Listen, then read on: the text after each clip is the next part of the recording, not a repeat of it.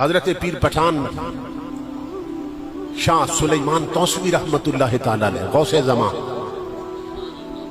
توسہ شریف میں شہباز طریقت لیتے ہیں.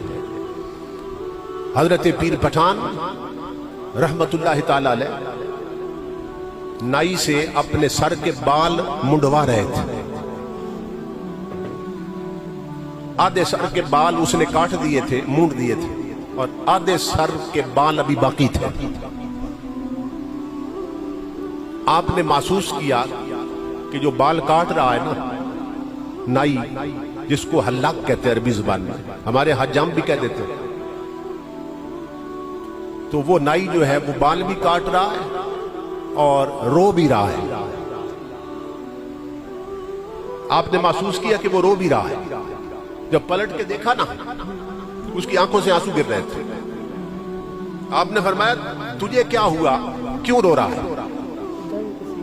وہ کہنے لگا جی میں اپنے بختوں پہ رو رہا ہوں. میرا ایک ہی بیٹا تھا, گھر سے روٹھ کر نکلا تھا. آج 15-16 سال ہو گئے, ہم ڈھونڈ ڈھونڈ کے تھک گئے مگر نہیں ملا. 16 سال پہلے بیٹا گم ہوا تھا, گھر سے ناراض ہو کے نکلا, ہم ڈھونڈ ڈھونڈ کے تھک گئے, نہیں ملا. ہمارے گھر کا چراغ بجھ گیا ہے. ماں رو رو کے آنکھیں ضائع کر رہی ہے, تو میں رو رہا ہوں اپنے مقدر پر. کس بات پر رو رہا ہوں کہ یا تو میرا پیر کامل نہیں ہے. دکھی تھا نا, بات نکلی اندر کی. کہنے لگا آپ نے دن کو بلایا, رات کو بلایا, میں دوڑتا آیا خدمت میں. نہ آندھی دیکھی, نہ جکڑ دیکھا, نہ طوفان دیکھا, زندگی آپ کی خدمت میں گزارتی. اب سوچ رہا ہوں یا میرا پیر کامل نہیں ہے اور یا پھر میری خدمت قبول نہیں ہوئی, کہ مجھ پر نظر کرم نہیں ہو رہی, کہ بیٹا گم گیا اور نہیں ملا, یا پیر کامل نہیں, یا میری خدمت قبول نہیں. جب یہ لفظ بولے نا تو حضرت پیر پٹھان جلال میں آ گئے. اس کا ہاتھ پکڑا, فرمایا باقی بال بعد میں کاٹنا, پہلے گھر جاؤ اپنے بیٹے کو ملاؤ.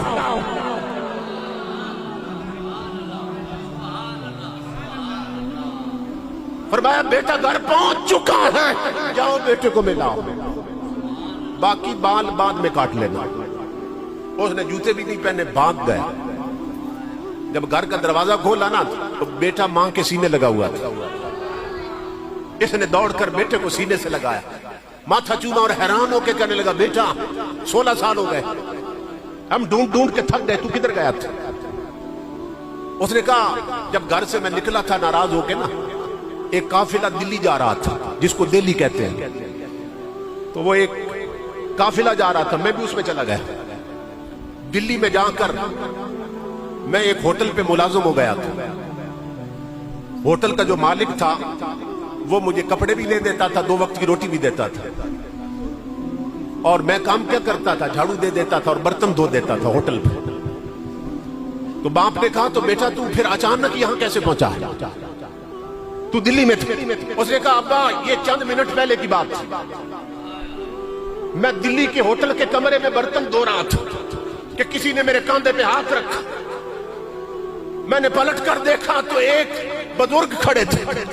وہ فرمانے لگے تیرے ماں باپ رو رہے ہیں, تو یہاں بیٹھا ہے, چل میں تجھے لینے آیا. میں نے خوف سے آنکھیں بند کی, جب آنکھیں کھلی تو سامنے دلی نہیں تھا, ماں سامنے بیٹھی تھی.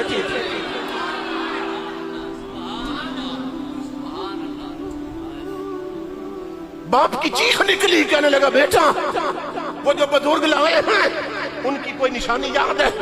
کہنے لگا ابا اور تو کوئی نشانی یاد نہیں, ہاں اتنا یاد ہے آدھے سر کے بال کٹے تھے, آدھے باقی تھے.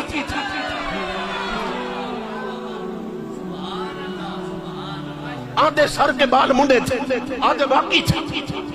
وہ پکڑ کر بیٹے کو ساتھ لایا حضرت پیر پٹھان کی بارگاہ. باپ بیٹا دوڑتے آئے, جب بچہ سامنے ہوا نا، بچے کی چیخ نکل گئی، کہنے لگا ابا اللہ کی عزت کی قسم، یہی بابا جی تو مجھے دلی سے لے کے آئے ہیں۔